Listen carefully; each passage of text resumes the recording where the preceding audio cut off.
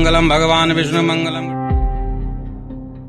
একটা সংসার গড়তে লেগেছিল 21 বছর। সেই সংসারে একে একে জন্ম নিয়েছে 5টি সন্তান। সুখ দুঃখ, লড়াই আর ভালোবাসার অসংখ্য স্মৃতি জমেছিল সেই ঘরে। কিন্তু শেষ পর্যন্ত সেই সম্পর্কের শেষ অধ্যায় লেখা হলো এমন এক সিদ্ধান্তে যা শুনে অনেকেই বিস্মিত।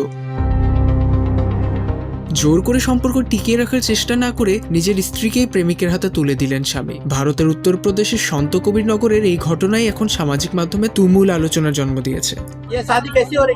हमारे मर्जी से भाई। कौन शादी करवाया है? हमारे पति। आपके कौन पति? और दूसरा पहला। पहला पति शादी करवाया।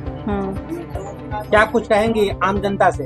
कुछ नहीं कहें। इस शादी को लेकर क्या कहेंगी? कुछ नहीं कहें।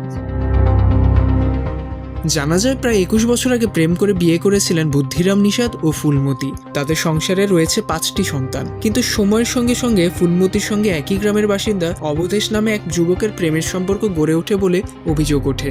এ নিয়ে প্রতিদিনের ঝগড়া বিবাদে অতিষ্ঠ হয়ে শেষ পর্যন্ত ভিন্ন পথ বেছে নেন বুদ্ধিরাম। हमें नहीं चाहते थे कि हमको प्रेमी और प्रेमिका के चक्कर में अपना हम जान गंवा बैठे।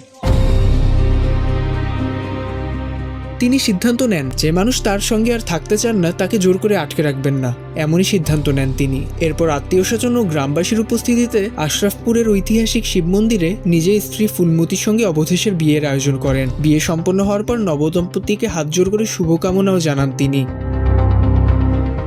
নিজের সিদ্ধান্তের ব্যাখ্যায় বুদ্ধিরাম বলেন, আমি শান্তিতে বাঁচতে চেয়েছিলাম। যে নারী অন্য কাউকে মন থেকে চায় তাকে জোর করে ধরে রাখার কোনো মানে হয় না। স্বামীর এই সিদ্ধান্তে কেউ বলছেন তিনি অশান্তির অবসান ঘটিয়েছেন, আবার অনেকে প্রশ্ন তুলছেন একটি সংসার ভেঙে যাওয়ার সবচেয়ে বড় মূল্য কি শেষ পর্যন্ত 5টি নিষ্পাপ সন্তানকেই দিতে হবে? ভালোবাসা জোর করে আদায় করা যায় না, এই উপলব্ধি হয়তো বুদ্ধিরামকে মানসিক শান্তি দিয়েছে। তা না হলে এভাবে কেউ কি নিজের স্ত্রীকে প্রেমিকের সঙ্গে বিয়ে দিতে পারে? কিন্তু একই সাথে ভেঙে যাওয়া একটি সংসারের নীরব কান্না হয়ে রয়ে গেছে 5টি শিশুর অনিশ্চিত আগামী। অদ্ভুত এই ঘটনাকে ঘিরেই তাই সরব রয়েছে ইন্টারনেট মহল। ওমর ফারুক সাজ্জাদ, বাংলা টিভি।